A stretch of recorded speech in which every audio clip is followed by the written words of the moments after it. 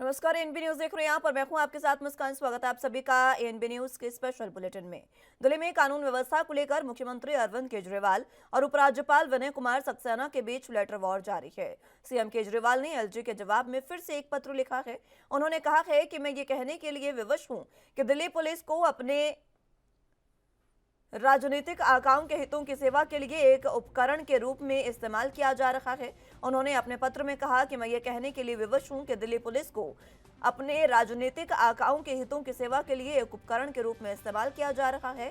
पहलवानों ने कई महीनों तक यौन शोषण मामले में विरोध प्रदर्शन किया, फिर भी एफआईआर दर्ज नहीं की गई। उसके लिए उन्हें सुप्रीम कोर्ट का रुख करना पड़ा और कोर्ट के आदेश पर मुकदमा दर्ज किया गया। अरविंद केजरीवाल ने अपने पत्र में कहा कि मैं समझ नहीं पा रहा हूं कि दिल्ली की सुरक्षा व्यवस्था में तत्काल सुधार की जरूरत है, जिसे आप स्वीकार नहीं कर रहे हैं। राजधानी में कुछ सप्ताह में G20 शिखर सम्मेलन के आयोजन होने हैं और यहां एक ही दिन में 4 हत्याएं हो चुकी हैं।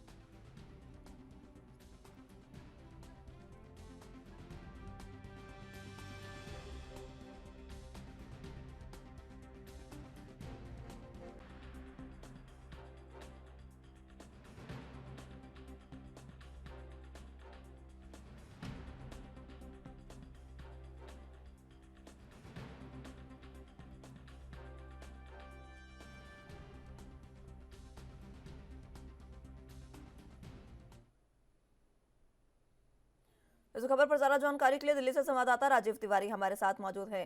राजीव, जिस तरीके से लेटर वॉर लगातार जारी है, एक बार फिर से अरविंद केजरीवाल ने एलजी को लेटर लिखा है जिसमें उन्होंने एक बार फिर से तमाम तरह के सवाल उठा दिए हैं। क्या कुछ अहम जानकारी?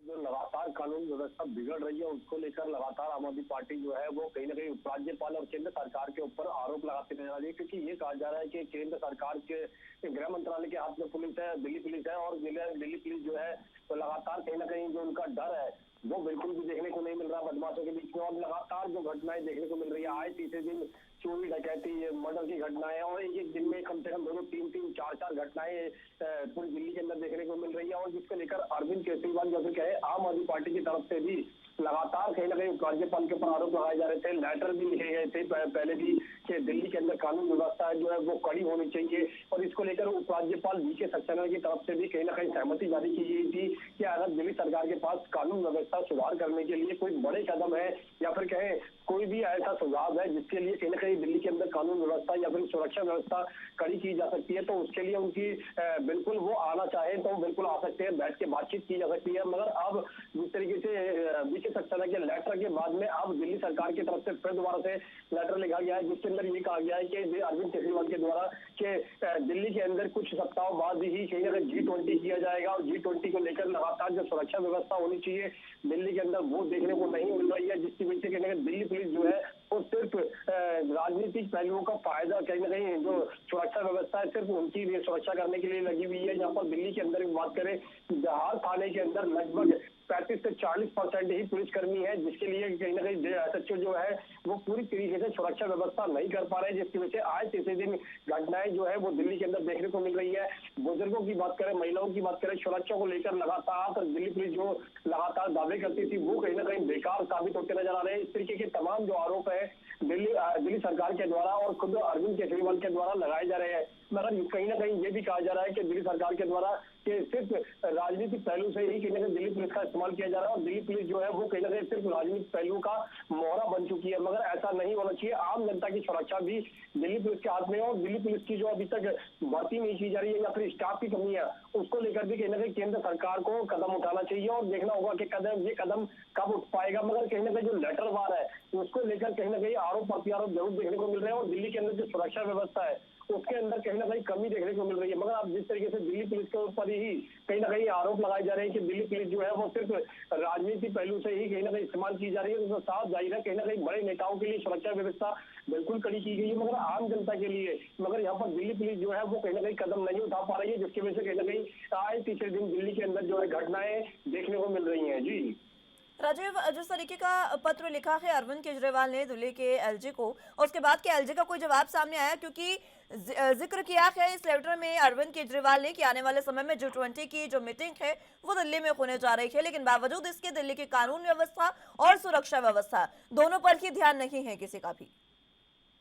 देखिए, यहाँ पर बात करें जिस तरीके से लगातार दिल्ली के अंदर क्राइम बढ़ रहा है, उसको लेकर दिल्ली सरकार की तरफ से बार-बार कहीं न कहीं उपराज्यपाल से गुहार लगाई गई है कि दिल्ली के अंदर कानून व्यवस्था कड़ी की जाए। मगर यहाँ पर जिस तरीके से पहले दिल्ली सरकार की तरफ से पत्र लिखा गया था, फिर उसका जवाब जो है उपराज्यपाल की तरफ से दिया गया कि वो सहमत है बातचीत करने के लिए।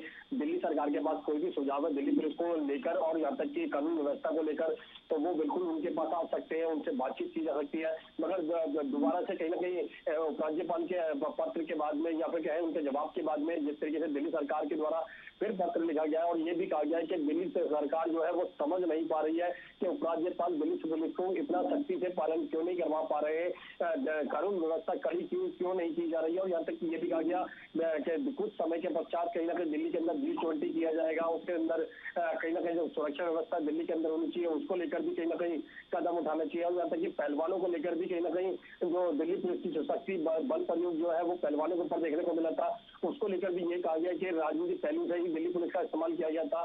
तमाम आरोप जो है वो लगाए जा रहे हैं, मगर दिल्ली के अंदर कानून व्यवस्था है जो वाकई में ही हर व्यक्ति जो चाहता है कि कड़ी होनी चाहिए ताकि बदमाशों के बीच में कहीं ना कहीं दिल्ली पुलिस का जो डर है या फिर खौफ है वो देखने को मिल सके। मगर लगातार जिस तरीके से घटनाएं देखने को मिल रही है, मंडावी इलाके के अंदर भी एक बुजुर्ग महिला के ऊपर बदमाशों ने फायरिंग की, यहाँ तक कि कहते लगातार और इलाकों की बात करें, चाहे मंडावली की बात करें या फिर कोरोना क्षेत्र की बात करें या फिर कहे मंगोलपुरी की बात करें, जहां पर लगातार कहीं ना कहीं क्राइम जो है वो बढ़ता हुआ नजर आ रहा है। इसी को लेकर लगातार दिल्ली पुलिस से उम्मीद की जा रही है, हर व्यक्ति ये उम्मीद करता है कि उनकी सुरक्षा व्यवस्था जो है दिल्ली पुलिस के हाथ में, मगर दिल्ली पुलिस जो है वो लगातार कदम नहीं उठा पा रही है।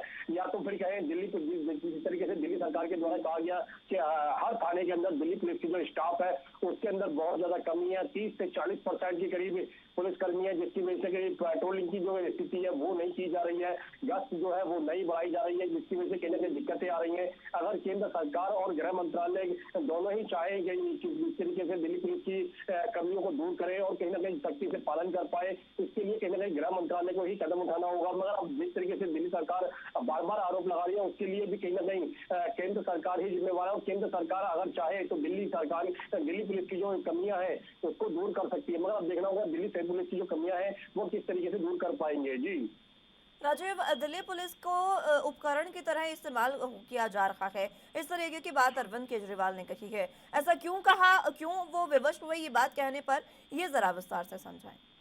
देखिए, यहाँ पर बात करें अरविंद केजरीवाल के द्वारा जो कहा गया कि दिल्ली पुलिस को राजनीतिक पहलू से इस्तेमाल किया जा रहा है, क्योंकि जब दिल्ली के जंतर मंतर पर पहलवान बैठे हुए थे और लगभग कहते जब उनके ऊपर बल प्रयोग किया गया था, उनको हटाया गया था, तो कहीं ना कहीं दिल्ली पुलिस ने कहीं ना कहीं अरविंद केजरीवाल की तरफ से कहा गया कि राजनीति इशारे पर ही दिल्ली पुलिस ने बल प्रयोग पहलवानों के ऊपर किया था। अगर यही बल प्रयोग बदमाशों के ऊपर किया जाए और लगातार कहीं ना कहीं दिल्ली के अंदर कानून व्यवस्था को कड़ी किया जाए तो कहीं ना कहीं बदमाशों के बीच में डर जो है वो देखने को मिल सकता है। मगर राजनीतिक पहलू से दिल्ली पुलिस का इस्तेमाल किया जा रहा है और दिल्ली पुलिस जो है सिर्फ राजनीतिक पहलू का ही मोहरा बन चुकी है, तो इसके लिए कहीं ना कहीं केंद्र सरकार को ही कदम उठाना होगा। मगर यहाँ पर जिस तरीके से दिल्ली सरकार बार बार ये आरोप लगा रही है कि दिल्ली के अंदर जो कानून व्यवस्था है वो कड़ी नहीं है, इसके लिए उपराज्यपाल जिम्मेवार है, गृह मंत्रालय जिम्मेवार है, मगर यहाँ पर दिल्ली पुलिस को भी पता है कि उनकी जो कमियां हैं वो क्यों कमी है, स्टाफ की कमी है तो वो भी क्यों दूर करनी होगी। मगर यहाँ पर केंद्र सरकार के द्वारा अगर दिल्ली पुलिस के अंदर भर्ती की जाए और लगातार स्टाफ की भर्ती की जाए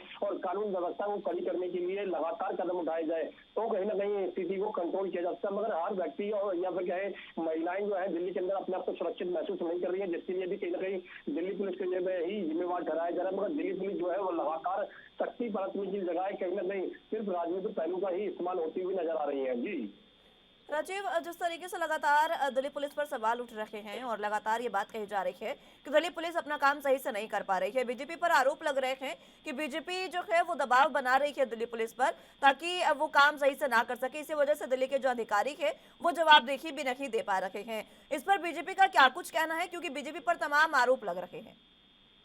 देखिए, बिल्कुल यहाँ पर बात करें जिस तरीके से आम आदमी पार्टी की तरफ से तमाम जो पिछले कुछ दिनों के अंदर लगातार क्राइम बढ़ रहा है, लगातार गोलियांबाजी की घटनाएं देखने को मिल रही हैं, लगातार चाकूबाजी की घटनाएं देखने को मिल रही हैं, उसको लेकर दिल्ली सरकार जो है वो बार बार दिल्ली पुलिस के ऊपर आरोप लगाती है, केंद्र सरकार के ऊपर आरोप लगाती है, गृह मंत्रालय के ऊपर आरोप लगाए जा रहे हैं और यहाँ तक कि ये भी कहा जा रहा है कि दिल्ली पुलिस जो है वो सही तरीके से अपना काम नहीं कर रही है। अगर सही तरीके से करे तो कहीं ना कहीं स्थिति जो है वो कंट्रोल की जा सकती है।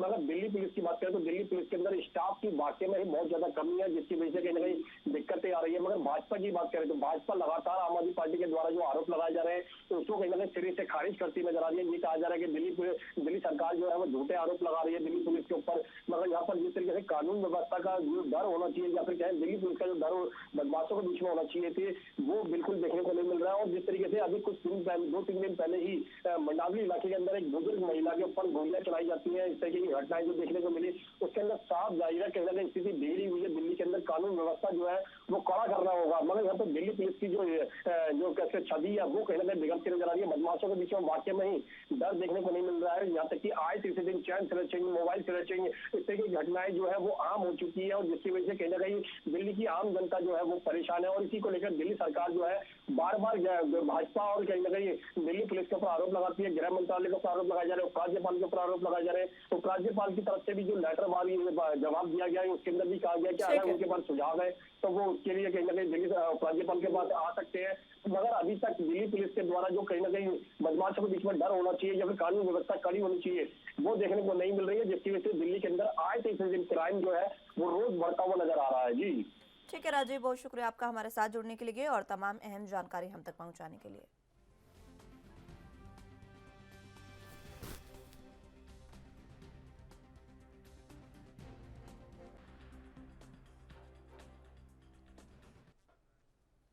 महाराष्ट्र में जारी सियासी हलचल के बीच अब एनसीपी नेता अजित पवार ने प्रदेश अध्यक्ष पद को लेकर बड़ा बयान दिया है।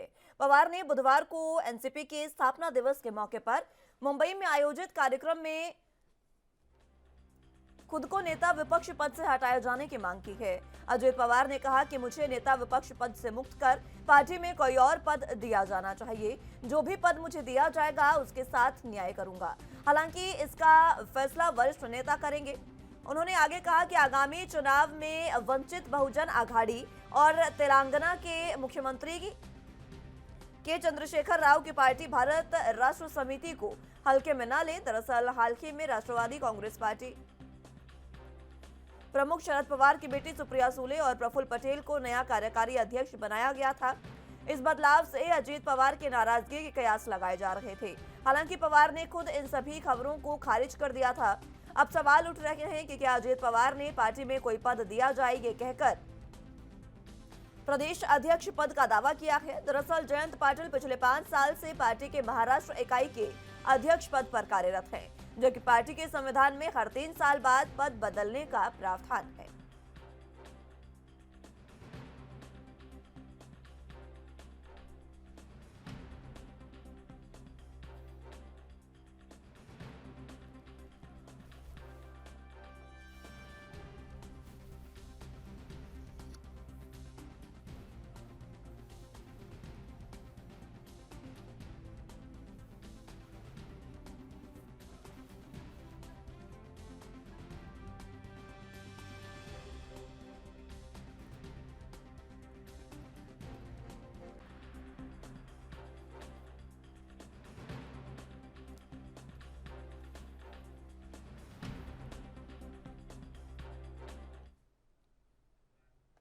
इस खबर पर ज्यादा जानकारी के लिए मुंबई से संवाददाता सत्यप्रकाश सोनी हमारे साथ मौजूद हैं।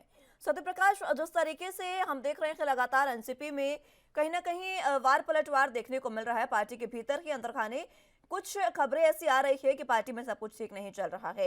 यही वजह है कि अजित पवार ने एक बार फिर से यह दावा कर दिया है कि उन्हें उनके पद से हटाकर कोई और पद दे देना चाहिए।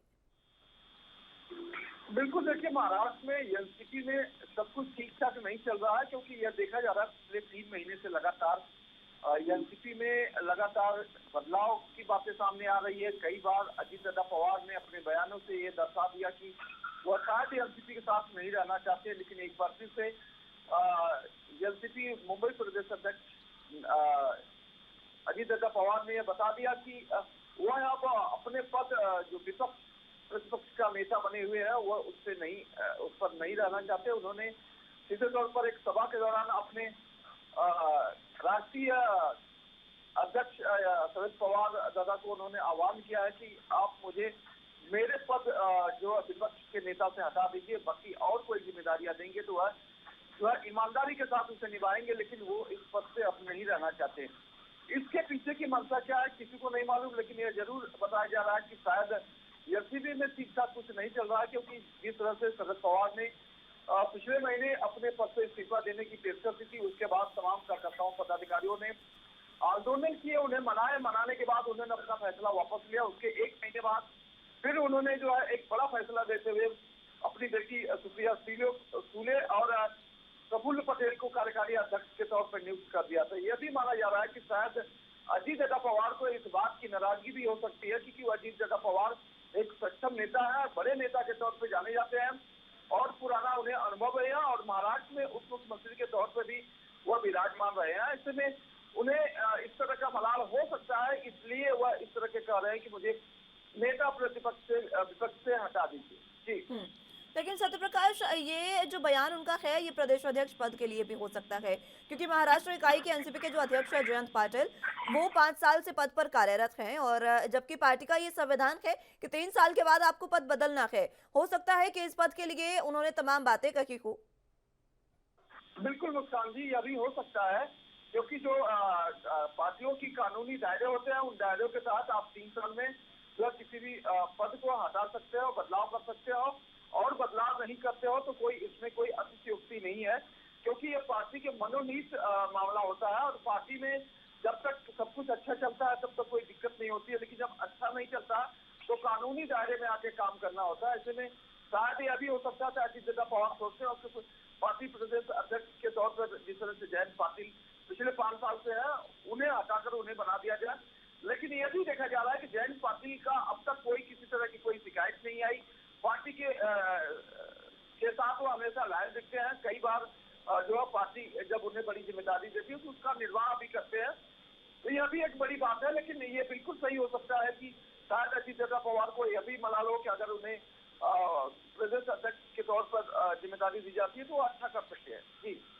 ऐसे में सत्यप्रकाश, जिस तरीके से अजित पवार ने ये तमाम बयान दिए हैं, बड़ा दाव तो चल दिया है, इसको लेकर क्या कोई पलटवार, क्या कोई बात सामने आई है शरद पवार की तरफ से?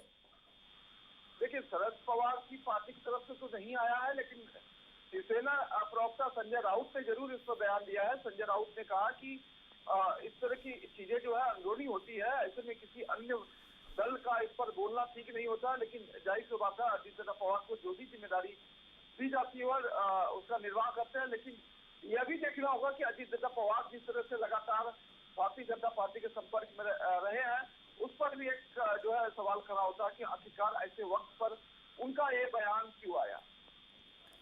कई तरह की नाराजगी अजीत पवार को है, वो पहले भी नाराजगी व्यक्त कर चुके हैं और लंबे समय से नाराजगी जता रहे हैं। बीच में खबरें ये भी सामने आई थी कि बीजेपी में शामिल हो सकते हैं अजीत पवार, लेकिन उन्होंने इन बातों से तमाम अटकलों पर विराम लगाते हुए साफ कहा कि वो कहीं नहीं जा रहे थे, वो अपनी पार्टी में ही रहेंगे। लेकिन अगर अब उन्होंने ये जो बात कही है, इसके बाद अगर इस बात पर विचार ना किया जाए तो शायद हो सकता है कि पार्टी को कोई आघात पहुंचे। बिल्कुल, देखिए, अजीत जगा पवार जब महाविकास अघाड़ी के साथ सरकार में थे, उसके पहले जब कांग्रेस के साथ सरकार में इन लोगों ने सरकार चलाई थी, तब जो है इनके ऊपर जो है 7 गंभीर आरोप लगाए थे जिसमें भ्रष्टाचार के आरोप है। उन सभी आरोपों को जो है भारतीय जनता पार्टी में शामिल होने पर ही महज 80 घंटे की सरकार में ही 7 केसेस को जो है खत्म कर दिया गया। तो भारतीय जनता पार्टी ने उनके ऊपर जो मदद की है, उनके ऊपर जो अपना जो आशीर्वाद बरपाया है, उसका भी एक परिणाम माना जा रहा है कि शायद अजीत जगा पवार इस दबाव में रह रहे हो, क्योंकि भारतीय जनता पार्टी उनके साथ भ्रष्टाचार के जो केस थे उसे खत्म कर दिया। महज 24 घंटे में सभी केसेस को खत्म कर दिया गया है। तो इस तरह की अगर बातें सामने आए तो अजीत जगा पवार के सामने बड़ी मुश्किल है।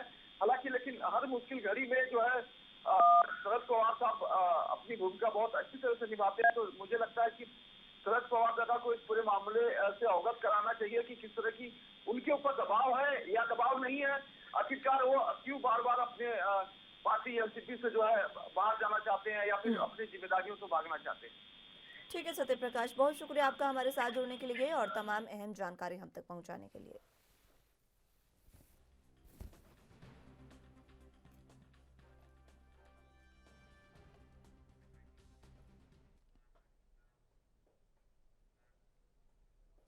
मुख्यमंत्री सामूहिक विवाह योजना के तहत गुरुवार यानी आज करीब 10 बजे से चंपा देवी पार्क मैदान में आयोजित भव्य समारोह में 1,500 गरीब बेटियों का विवाह उत्तर प्रदेश में संपन्न होगा। इस आयोजन में वैवाहिक जीवन में प्रवेश करने वाले जोड़ों को आशीर्वाद देने के लिए मुख्यमंत्री योगी आदित्यनाथ खुद उपस्थित रहेंगे।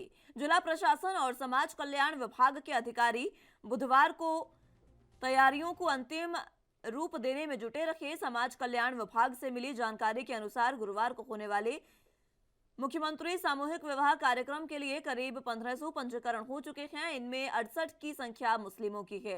प्रति विवाह पर सरकार की तरफ से 51,000 रुपए खर्च किए जाएंगे। इसमें से 35,000 रुपए विवाह बंधन में बंधने जा रही कन्या के बैंक खाते में अंतरित कर दिए जाएंगे और 10,000 रुपए उपहार और शेष राशि अन्य खर्चों के मद में है।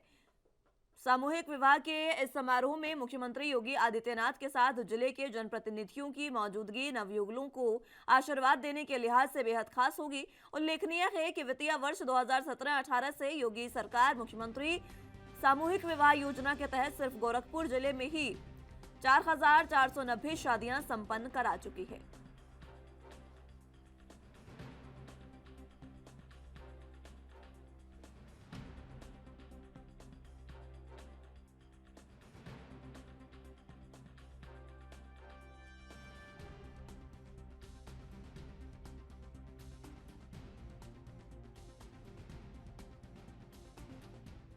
इस खबर पर ज्यादा जानकारी के लिए गोरखपुर से संवाददाता प्रवीण त्रिपाठी हमारे साथ मौजूद हैं।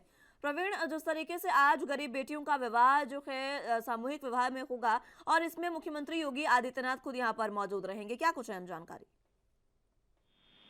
ये मुस्कान, मैं आपको बता दूं कि उत्तर प्रदेश के मुख्यमंत्री योगी आदित्यनाथ आज करीब 1,000 बेटियों के जो विवाह हो रहा है उस कार्यक्रम में शामिल होंगे और उनको आशीर्वाद देंगे। और ये कार्यक्रम आज से नहीं 2018 से चल रहा है और वो लगातार की शादी करके उनको आशीर्वाद करने के लिए उनको आशीर्वादों के साथ साथ अपना खुद का आशीर्वाद। और मैं आपको बता दूं कि इसमें सरकार की तरफ से 35,000 रुपए विवाह बंधन में बंधने जा रही कन्याओं के बैंक खातों में भी दिए जाते हैं। 10,000 रुपए उपहार के साथ साथ अन्य खर्चों की भी बात की जाती है। उसके बाद इस पूरा विवाह समारोह में जितने योगी आदित्यनाथ के साथ साथ जितने जिले में सांसद हैं, विधायक हैं, उनके जो बड़े प्रतिनिधि हैं, जो कार्यकर्ता हैं, वो सारे के सारे लोग यहाँ पर मौजूद होंगे और सारे के सारे लोग जो है उनको आशीर्वाद देंगे। जी, किस तरीके की तैयारियां सामूहिक विवाह को लेकर की जा रही हैं?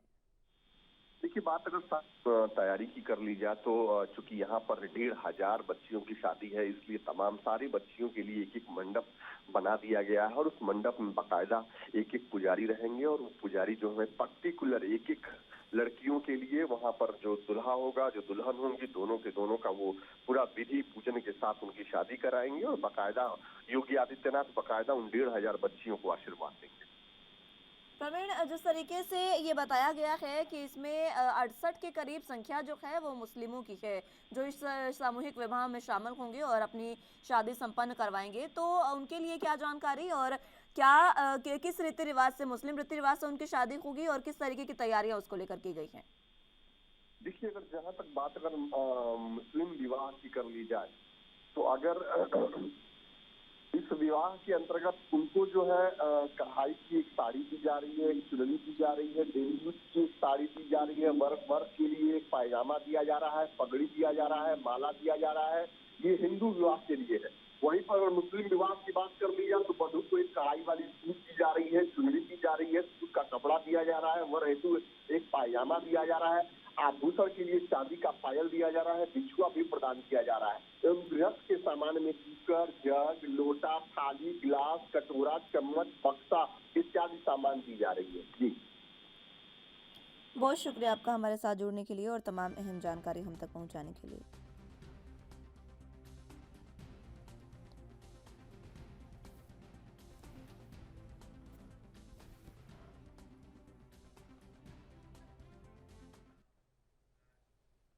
पंजाब की भगवंत मान सरकार पंजाब वासियों को बेहतर स्वास्थ्य सुविधाएं प्रदान करने के लिए कार्य कर रही है और इस कड़ी में बुधवार को पंजाब के बुढलाढा में 36वां mother and child care centre जनता को समर्पित किया गया।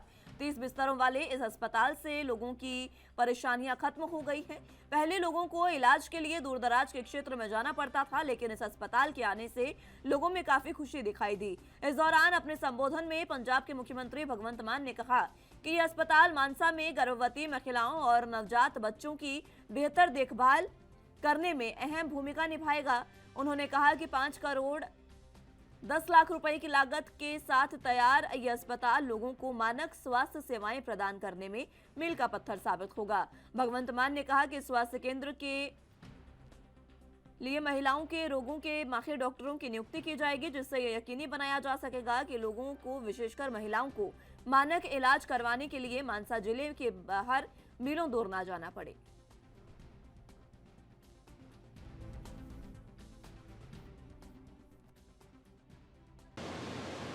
बड़िया सरकारां तो उम्मीदां रखियां भी कुछ करनगे,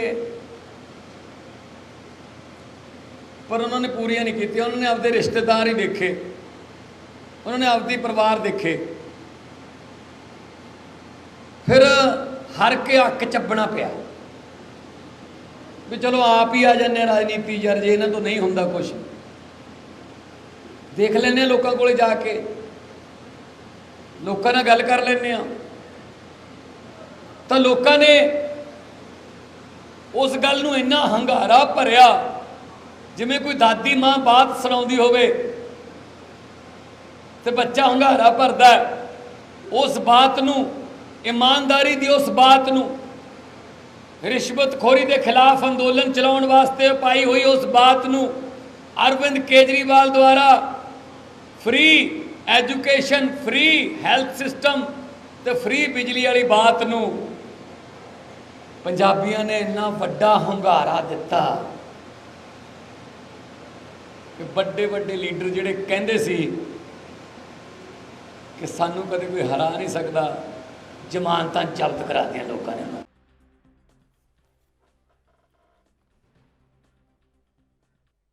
इस खबर पर ज्यादा जानकारी के लिए संवाददाता अमित सेठी हमारे साथ मौजूद हैं।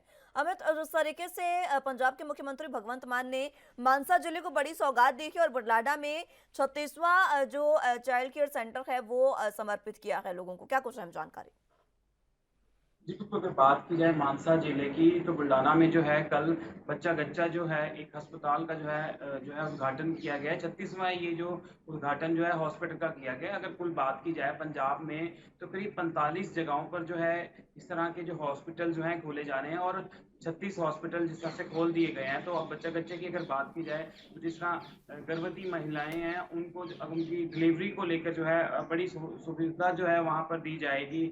बच्चों को लेकर जो है बड़ी सुविधा दी जाएगी। चाहे अगर उनको पीलिया हो जाता है तो अक्सर सरकारी अस्पताल में मशीनों की कमी थी, तो अब बड़ी मात्रा में वहाँ पर मशीन होंगी और डॉक्टर्स जो हैं वहाँ पर जो है डॉक्टर्स होंगे। हाईटेक तरीके से जो है वहाँ पर जो है सारे उपकरण जो हैं वो रखे गए हैं। अमित, इस अस्पताल की खासियत क्या है, विस्तार से बताएं। ये जो अस्पताल लोगों को समर्पित किया गया है, क्या कुछ सुविधाएं इसमें दी गई हैं? बिल्कुल, जिस तरह से और हॉस्पिटल्स में क्या था कि और भी ट्रीटमेंट्स जिस तरह से किए जाते थे, यहाँ पे सिर्फ गर्भवती महिलाएं जो हैं उनकी सिर्फ डिलीवरी जो है यहाँ पर होएगी। तो उस वहाँ पर जो है वहाँ पे जो है सुविधा जो है और हॉस्पिटल से जो है और अलग से रखी गई है। अटेंडेंट्स जो है वहाँ पर हैं और जो वहाँ पर जो है जिस तरह से डिलीवरी होएगी तो उसको लेके भी जो है अलग अलग जो सुविधाएं जो है वहाँ पे रखी गई हैं। क्या ये अलग अलग सुविधाएं क्या दूसरे अस्पतालों से कैसे अलग है? ये जो अस्पताल, जो मदर एंड चाइल्ड केयर अस्पताल खोले जा रहे हैं, कैसे दूसरे अस्पतालों से अलग समझें? वहाँ पे जो है डॉक्टर जो हैं, स्पेशलिस्ट डॉक्टर जो हैं वो वहाँ पर होंगी। महिलाएं डॉक्टर्स का स्टाफ जो है होगा और वहाँ पर जो है डिलीवरी ही खास तौर पे जो है महिलाओं की डिलीवरी जिस तरह से होगी, बच्चों की देखरेख जो है आने वाले समय में जो है वहाँ पर अच्छी ढंग से जो है हो पाएगी। होता क्या है कि जो और हॉस्पिटल्स हैं वहाँ पर देखने को अक्सर मिलता है कि जिस तरह से उपचार किए जाते हैं तो कहीं ना कहीं महिलाएं या जो इस तरह का जो जब डिलीवरी होती थी तो थोड़ा सा अगर उनके साथ इस तरह नहीं ध्यान अच्छे से रख पाते थे। अब जो है प्रॉपर सिर्फ जो है वहाँ पर सिर्फ डिलीवरी केसेस को ही जो है अटेंड किया जाएगा। बुढलाडा के लोगों को कैसी सुविधाएं मिलेंगी? ये तो मानक सुविधाएं क्योंकि कहा गया है, तो देखना होगा कि कैसी सुविधाएं मिलेंगी। लेकिन खुशी कितनी है लोगों में इस अस्पताल के आने से, क्योंकि कई परेशानियों का कह सकते हैं कि निपटारा हो गया है।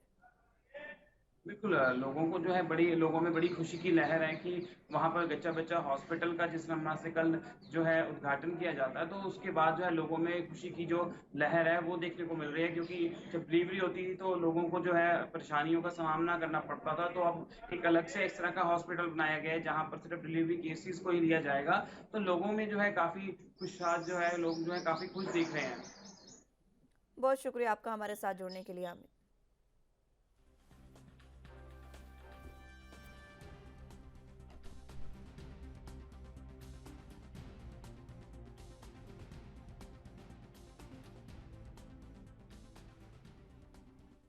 धामी कैबिनेट में पिछले लगभग 1.25 साल से 3 मंत्रियों के पद खाली चल रहे हैं। ऐसे में एक बार फिर उत्तराखंड में कैबिनेट विस्तार और फेरबदल की चर्चाएं तेज हो गई हैं। जानकारी के मुताबिक बीजेपी हाईकमान जल्द ही कैबिनेट का विस्तार कर सकता है, तो वहीं दूसरी ओर राज्यपाल से कई मंत्रियों की अचानक मुलाकात के बाद चर्चा को बल मिलने लगा है।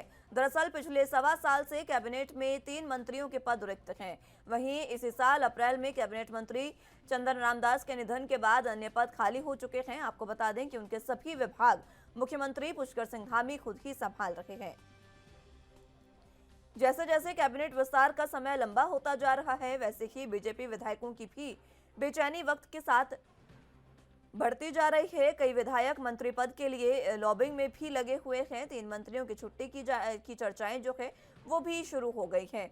तो इस मामले को लेकर प्रवक्ता विपिन कैंथोला का कहना है कि कैबिनेट विस्तार मुख्यमंत्री का विशेष अधिकार है और सभी कैबिनेट मंत्री सरकार के साथ तालमेल मिलाकर काम कर रहे हैं।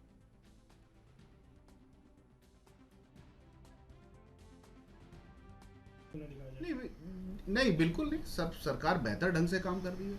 कैबिनेट रोज नए फैसले लेती है। जब भी कैबिनेट की बैठक होती है, उत्तराखंड के विकास के लिए, उत्तराखंड के जनता के सरोकारों के लिए, उत्तराखंड के लोगों के बेहतरी के लिए हम सब हमारी कैबिनेट फैसला लेती है। निश्चित रूप से सारे कैबिनेट मंत्री बेहतर ढंग से अपने अपने विभागों में काम कर रहे हैं।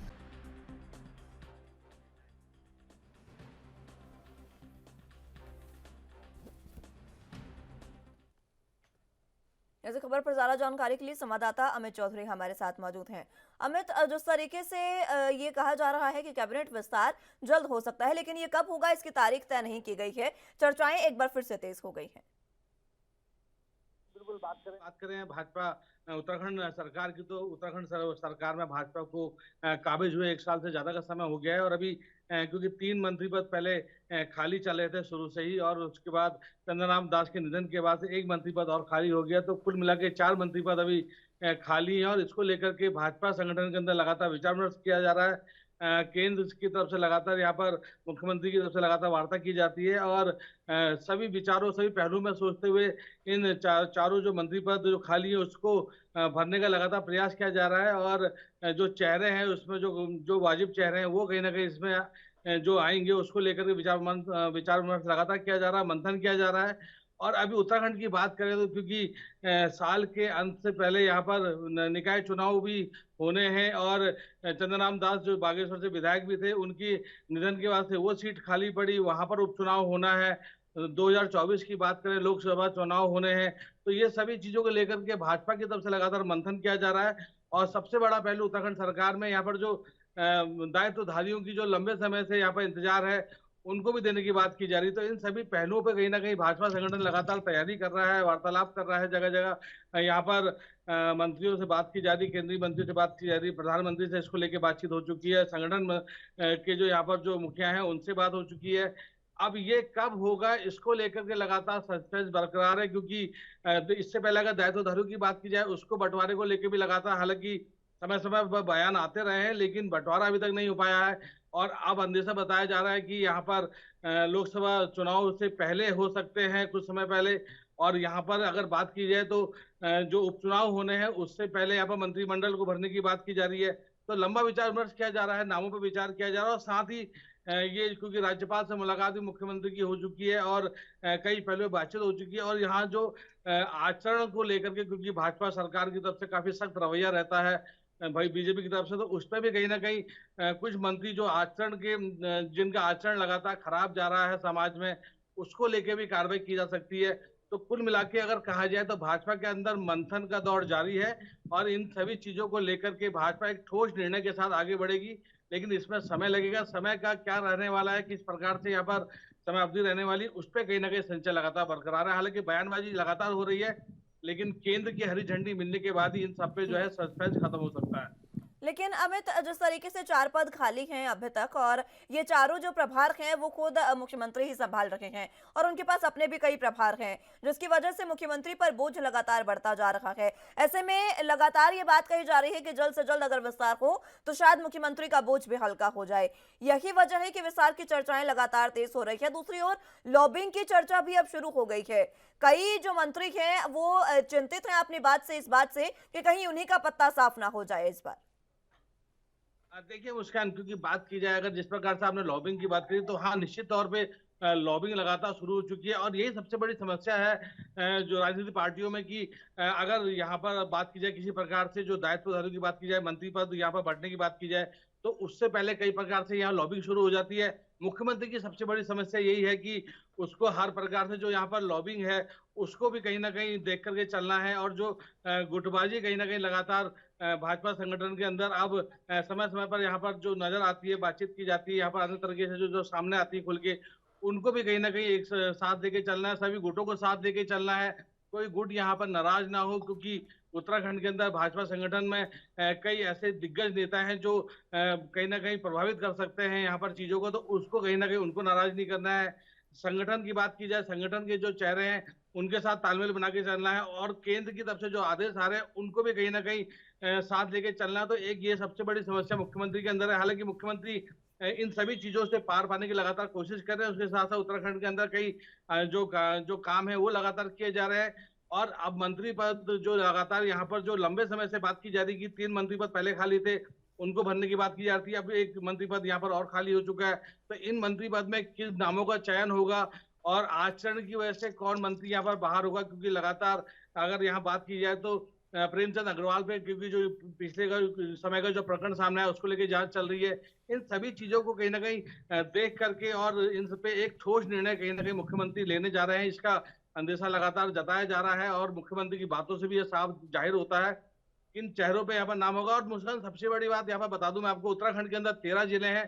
13 जिलों को कहीं ना कहीं यहाँ पर एक साथ लेके चलना होगा। हर जिले से कहीं ना कहीं मंत्रियों को लगातार सामने की बात की जा रही है। कुमाऊं की बात करें, उधम सिंह नगर यहाँ पर सबसे बड़ा जिला माना जाता है, 9 विधानसभाएं जिले के अंदर आती हैं।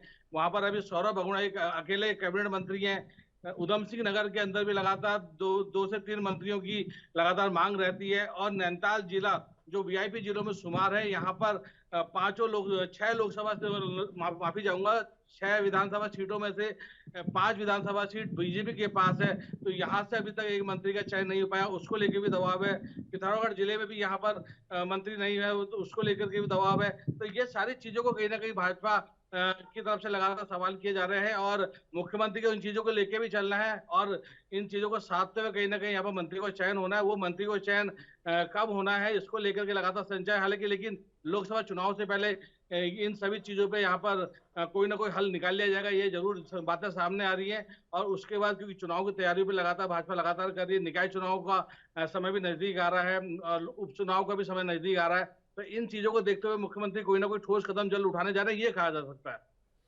अमित, जिस तरीके से मुख्यमंत्री ठोस कदम उठाने जा रहे हैं, लेकिन लॉबिंग का जिक्र हम लगातार कर रहे हैं और कई मंत्री चिंतित हैं इस बात से कि कहीं उनका इस बार टिकट ना कट जाए। ऐसे में लोकसभा चुनाव जब नजदीक है, ये भी कहा जा रहा है कि लोकसभा चुनाव समय से पहले हो सकते हैं। अगर लोकसभा चुनाव के नजदीक ये विस्तार किया जाता है और अगर पार्टी में कुछ बगावत देखने को मिली तो शायद बीजेपी के लिए ये फिर ठीक नहीं होगा। देखिए बिल्कुल, क्योंकि 5 लोकसभा सीट की बात करें भाजपा के खाते में है, और क्योंकि कांग्रेस अब मुखर होकर के हर मुद्दे पे भाजपा को घेरती नजर आ रही है, तो कांग्रेस को अपना जो यहाँ पर जो चीजें उनको भी साथ, जो बीजेपी के जो यहाँ पर बात की जाए 5 लोकसभा सीट में जो उनका वर्चस्व है उसको भी कायम रखना है। कांग्रेस की तरफ से जो लगातार वार हो रहे हैं उससे भी बचाव करना है, और जनता के सामने लगातार, क्योंकि 10 साल से यहाँ पर भाजपा के सांसद काबिज हैं उत्तराखंड के अंदर, उन जनता के बीच में जो लगातार वायदे हुए हैं और कहीं ना कहीं जो माइनस पॉइंट अगर कहा जा सकता है, क्योंकि इन 10 सालों में कई ऐसी चीजें जो लगातार जनता के हिसाब से नहीं हो पाई, तो उन सभी चीजों को भी लगातार जनता को समझाना है। तो इन सभी चीजों की तरफ भी पार यहाँ पर पाना है भाजपा को, और मुख्यमंत्री लगातार इस तरफ लगातार ध्यान दे रहे हैं और विचार विमर्श लगातार किया जा रहा है। केंद्रीय नेतृत्व से लगातार इसको लेकर विचार विमर्श किया जा सकता है। 5 लोकसभा सीट की बात की जाए तो ये भी समय समय पर बातें खुल के सामने आती है कि इन 5 लोकसभा सीट में से नाम यहाँ पर बदले जा सकते हैं। मौजूदा सांसदों की तरफ से यहाँ पर कोई और चुनाव लड़ सकता है, तो ये सब चीजें भी कहीं ना कहीं देखी जा सकती हैं। लोकसभा चुनाव को लेकर तैयारी लगातार की जा रही है। निकाय चुनाव, क्योंकि अगर ये चुनाव पहले होते हैं लोकसभा के, तो निकाय चुनाव में कहीं ना कहीं यहाँ पर देरी हो सकती है। हो सकता है कि लोकसभा चुनाव के बाद निकाय चुनाव कराया जाए, लेकिन उपचुनाव जो होना है वो अपने तय समय पर होना है। उसको लेकर के वहां नाम का भी डिसीजन यहाँ पर कांग्रेस बीजेपी को करना है, और जो लगातार कांग्रेस यहाँ पर लगातार तैयारी कर रही है और जो लगातार हर मुद्दे पे कहीं ना कहीं भाजपा को घेरी, उससे भी कहीं ना कहीं पार पाना। तो समस्याएं काफी हैं, चुनौतियां काफी हैं मुख्यमंत्री के सामने। इन चुनौतियों से कैसे मुख्यमंत्री पार पाता है, ये देखने वाली बात होगी मुश्किल। लेकिन फिलहाल भाजपा के अंदर अभी सभी मुद्दों को लेकर के यहाँ पर मंथन का दौर जारी है, और इसको समय के साथ पूरा कर लिया जाएगा। इसका लगातार कहीं ना कहीं जो बयान है उसकी तरफ से लगातार यहाँ पर बीजेपी सरकार की तरफ से लगातार आ रहे हैं। ठीक है अमित, बहुत शुक्रिया आपका हमारे साथ जुड़ने के लिए और तमाम अहम जानकारी हम तक पहुंचाने के लिए।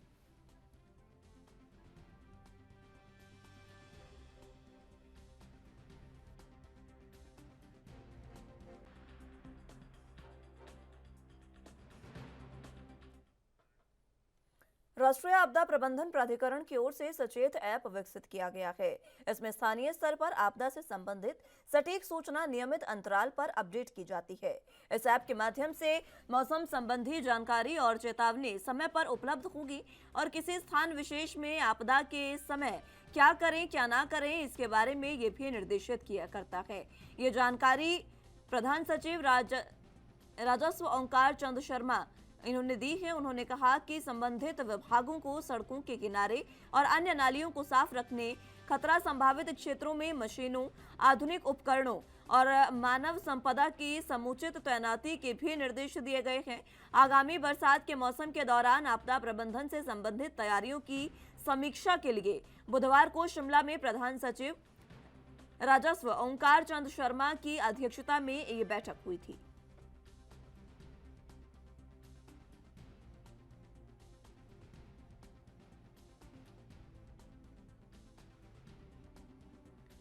इस खबर पर हिमाचल प्रदेश से ब्यूरो चीफ टीना ठाकुर हमारे साथ मौजूद हैं। टीना जी, जिस तरीके से आपदा प्रबंधन की ये मीटिंग हुई है और इस मीटिंग में सटीक सूचना लोगों को देने के लिए किसी भी आपदा की एक ऐप जो है वो विकसित किया गया है जिसको सचेत का नाम दिया गया है। सचेत ऐप जो है राष्ट्रीय आपदा प्रबंधन प्राधिकरण की ओर से विकसित किया गया है और इसमें हर प्रदेश, अगर हिमाचल की बात करें, स्थानीय स्तर पर आपदा से संबंधित सटीक सूचना इसमें नियमित अंतराल पर अपडेट की जाएगी और साथ ही समय पे चेतावनी इस ऐप के माध्यम से, चाहे वो मौसम संबंधित हो, बाढ़ से संबंधित हो, किसी भी आपदा से संबंधित जो चेतावनी है वो समय पर उपलब्ध होगी और किसी विशेष जो समय है, स्थान है, वहाँ पे जो आपदा का समय क्या वहाँ पे करना चाहिए लोगों को, क्या नहीं करना चाहिए, ये सारी जो जानकारी है ये इस ऐप में रहने वाली है। और ये जो ऐप है ये काफी जो फायदेमंद है वो लोगों के लिए रहने वाला है और इसमें जो बारिश से संबंधित है, मौसम से संबंधित है, सारे पूर्वानुमान जो है इससे पहले से जो है अपडेट किए जाएंगे और उससे जो है लोग सचेत रह पाएंगे। जो अपने आसपास जो है जिस तरह से जो अचानक से बाढ़ आ जाती है या भारी बारिश होती है तो उस दौरान किस तरह से जो सावधानियां बरतें, वो तमाम तरह की जो चीजें हैं वो इसमें की जाएंगी। और राष्ट्रीय आपदा प्रबंधन की ये जो ऐप है ये जो है सचेत जो है वो सभी लोगों को कहा गया है कि वो डाउनलोड कर सकते हैं। और ये जो बैठक है, ये जो तैयारियां थी कि आगामी जो बरसात का मौसम है उससे संबंधित जो तैयारियां हैं उसकी लिए से बैठक की गई थी और ये प्रधान सचिव राजस्व ओंकार चंद शर्मा उनकी अध्यक्षता में ये बैठक हुई और उन्होंने कहा कि जो प्रभावित है, अगर कहीं पे जिस बाढ़ प्रभावित है या आपदा से किसी भी तरह के जो आपदा से प्रभावित लोग हैं उनको समय पर मदद मिल सके, अनुदान और राहत जो राशि है वो समय पर मिल सके, इससे देरी न हो, इस चीज पर जो है काम कर रहा है विभाग। और उन्होंने कहा कि जो आपदा स्थिति के दृष्टिगत आपदा जो संभावित क्षेत्र है वहाँ पे खाने की चीजें हैं, कंबल है, स्लीपिंग बैग है या पानी की भंडार की जो टैंक है, फॉगिंग मशीन है, उनका जो समुचित प्रबंधन है वो भंडारण करने के उन्होंने निर्देश दिए। और जिला उपायुक्त सभी जो 12 जिलों के उपायुक्त हैं उनको जो वित्तीय मामलों सुचारू क्रियान्वयन के लिए राष्ट्रीय आपदा प्रबंधन सुचारू जो सूचना प्रणाली है उसमें प्रविष्टियां दर्ज करने, निरंतर जो डाटा है वो जो है वो उसको अपडेट करने के लिए उन्होंने निर्देश दिए हैं कि सभी के जो डीसीज हैं वो अपने जिलों की जो भी आपदा से संबंधित चीजें हैं वो इस जो ऐप है उसमें वो समय पर उसमें अपडेट करते रहे। जी टीना जी, जिस तरीके से इस ऐप को विकसित किया गया है, लॉन्च किया गया है, ये ऐप काम किस तरीके से करेगा? अगर फ़ोन में इसे डाउनलोड किया जाए तो क्या बार बार इसको ऑन करके इसकी सूचना इससे प्राप्त करनी होगी या नोटिफिकेशन के माध्यम से ये सूचना मिलेगी? किस प्रकार ये ऐप काम करता है जिससे लोग सचेत रह पाएंगे? जी देखिए, अभी फिलहाल तो एनडीएमए की तरफ से जिस तरह अगर मौसम भारी बारिश या बाढ़ या अन्य कोई आपदा की चेतावनी है तो 3 से 4 घंटे पहले आपके फोन पर मिल जाती है, तो फोन के माध्यम से मैसेज आता है। उसी तरह जब आप ऐप डाउनलोड करेंगे तो उससे जो नोटिफिकेशन है आपको बार बार वो नोटिफिकेशन आएंगी कि आपसे संबंधित आसपास जो क्षेत्र है उसमें जो है ये आने वाले जो 3 से 4 घंटे हैं उसमें किस तरह का मौसम रहने वाला है, भारी बारिश आने वाली है या आसपास जो नदियां हैं उसका जलस्तर बढ़ सकता है। ये तमाम तरह की जो चीजें हैं वो 3 से 4 घंटे पहले ये जो ऐप है वो आपको जानकारी देगा नोटिफिकेशन के माध्यम से। और जो लोग हैं और उस तरह ये ऐप सिर्फ नोटिफिकेशन में यही नहीं बताएगा कि आपके आसपास आगामी 3 से 4 घंटे में कैसे मौसम रहने वाला है, ये आपको निर्देशित भी करेगा और जानकारी भी देगा कि इस दौरान आप किस सुरक्षित स्थान पर जाएं, आपके आसपास कौन से सुरक्षित स्थान है और जो चीजें हैं जिस तरह जो बचाव से संबंधित है या आप उस दौरान क्या करें क्या न करें, किस तरह की आपदा है, चाहे वो बादल फटने से संबंधित है, भारी बारिश से संबंधित है, बाढ़ से संबंधित है, किसी भी तरह की जो प्राकृतिक आपदा है उसमें क्या करें या क्या न करें, ये महत्वपूर्ण जो चीज है ये भी जो सचेत ऐप है ये आपको समय समय पर जो जानकारी है वो भी जो है नोटिफिकेशन के माध्यम से देगा। जी कौन कौन सी जानकारी, जो कि आपने बताया कि बाढ़ और बारिश की चेतावनी इसमें दी जाएगी, क्या भूकंप से संबंधी और अन्य प्राकृतिक आपदाओं से संबंधित जानकारी भी इसमें प्राप्त करवाई जाएगी? जी बिल्कुल, इसमें देखिए जो भी प्राकृतिक आपदा है, चाहे भूकंप है, बाढ़ है, बारिश है और अन्य तरह की जो मानव संपदा की जो तमाम तरह की जो सुरक्षा से संबंधित क्योंकि आपदा जिस तरह से आती है, भूकंप चाहे वो भूकंप हो, उस कोशिश यही है कि इसमें 3 से 4 घंटे पहले आपको एक नोटिफिकेशन आ जाए, चाहे वो भूकंप से रिलेटेड है, बारिश से रिलेटेड है, बाढ़ से रिलेटेड है, किसी भी तरह का जो प्राकृतिक आपदा है उससे रिलेटेड ये सचेत ऐप है, ये आपको जानकारी भी देगा और साथ में आपके आसपास क्या सुरक्षित स्थान है और क्या आपको उस आपदा के दौरान करना चाहिए और क्या नहीं करना चाहिए, ये तमाम चीजें की ये ऐप है वो जानकारी उपलब्ध कराएगा। और साथ ही आपको बताएं कि 15,000 जो है आपदा मित्र और स्वयं सेवक तैयार किए गए हैं विभाग की तरफ से और जिस टाइम ये सचेत ऐप आपको आपके स्थान की जानकारी उपलब्ध कराएगा उसी टाइम जो आपके आसपास ये जो आपदा मित्र हैं और स्वयं सेवक हैं उनको भी ये नोटिफिकेशन के माध्यम से जानकारी जाएगी और वो तत्काल जो है एक टीम तैयार करेंगे ताकि अगर आने वाले 3-4 घंटों में कोई आपदा आती है तो उससे किस तरह से निपटा जाए और किस तरह जो लोग हैं जान माल की कम से कम हानि हो और लोगों को सुरक्षित स्थानों से निकाल के ले जाया जा सके। तो ये जो ऐप है इसके माध्यम से न केवल आपको जानकारी मिलेगी बल्कि बचाव और तमाम तरह के आपके जो आपदा मित्र हैं जो आसपास विभाग की तरफ से तैयार किए गए हैं वो भी सचेत हो जाएंगे और आपको जो है सुरक्षित स्थान की तरफ लेके जाएंगे और पूरी तरह की जो विभाग की तरफ से जो आपदा से जूझने के लिए जितनी भी तैयारियां हैं वो इस ऐप के माध्यम से जब भी आपको आसपास की सूचना मिलेगी कि कला जिला में ये होने वाला है तो वहाँ तत्काल जो है आपके आपदा मित्र भी वहाँ तैयार हो जाएंगे और एक तत्काल टीम भी आपकी SDRF की है या NDRF की है वो तत्काल सारी टीमें अलर्ट पे जाएंगी और वहाँ पे जो है ये कोशिश पूरी रहेगी कि जान माल का कम से कम नुकसान हो, लोगों को जो मदद है वो जल्द से जल्द पहुँचाई जा सके। जी ठीक है टीना जी, बहुत शुक्रिया आपका हमारे साथ जुड़ने के लिए और तमाम अहम जानकारी हम तक पहुँचाने के लिए।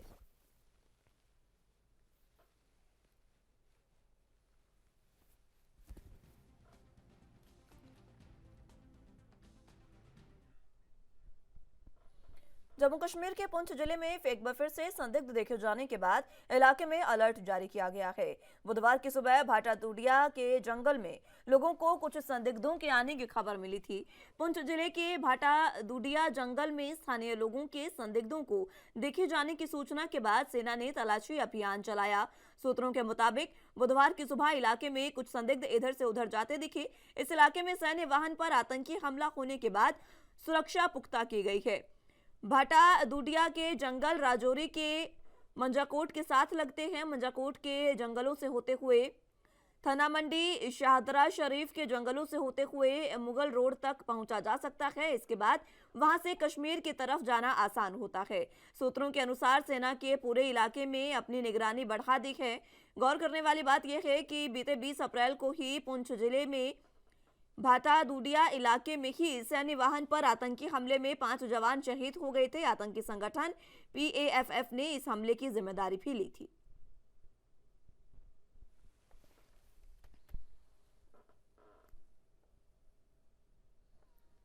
इस खबर पर ज्यादा जानकारी के लिए जम्मू कश्मीर से संवाददाता रविंद्र श्रीवास्तव हमारे साथ मौजूद हैं।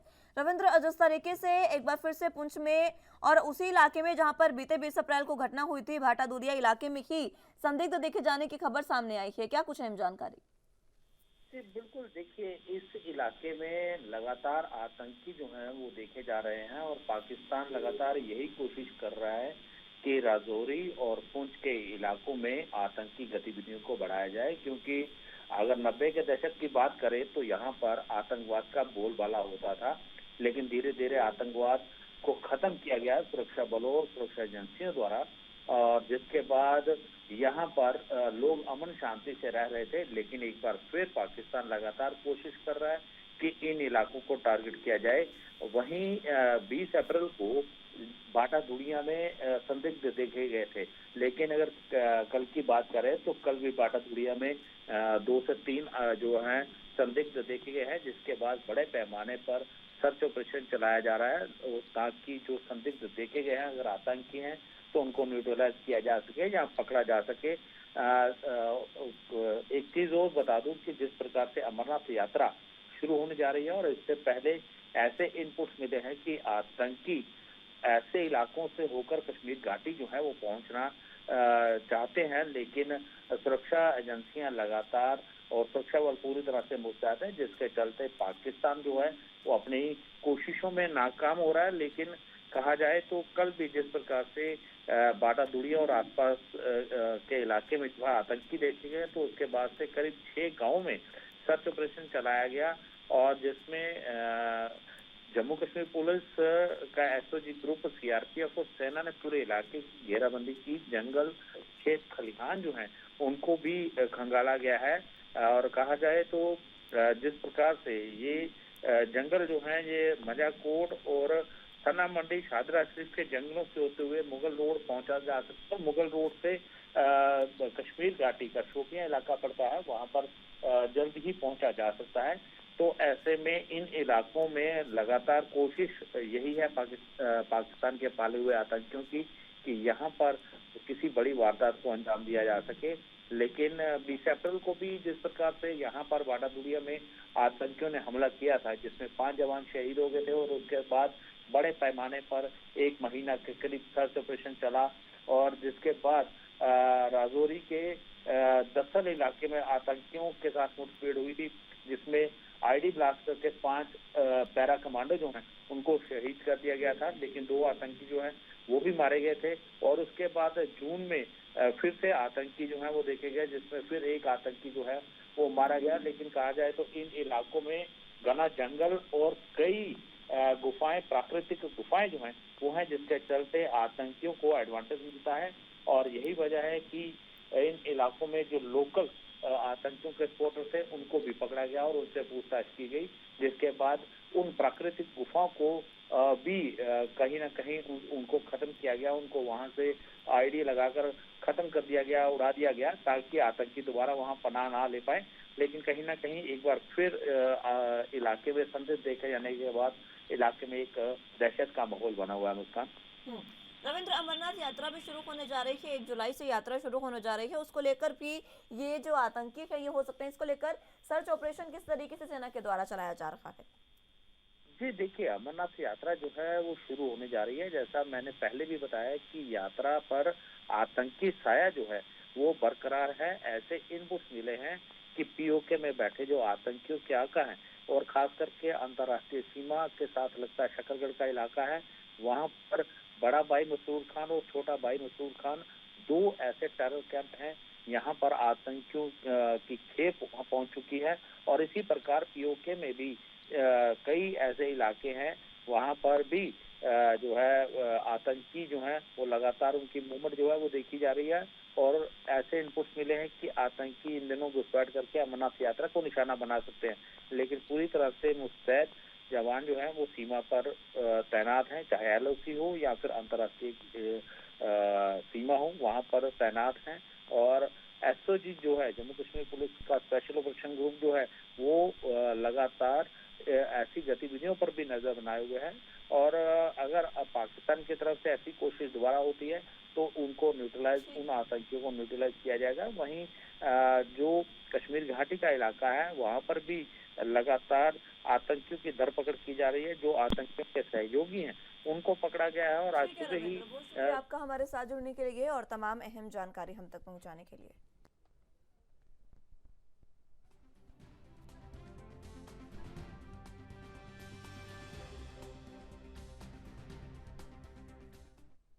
फिलहाल के लिए राजधानी लाइव में मेरे साथ बस इतना ही। तमाम अहम खबरों के लिए आप देखते रहिए ANB न्यूज। नमस्कार।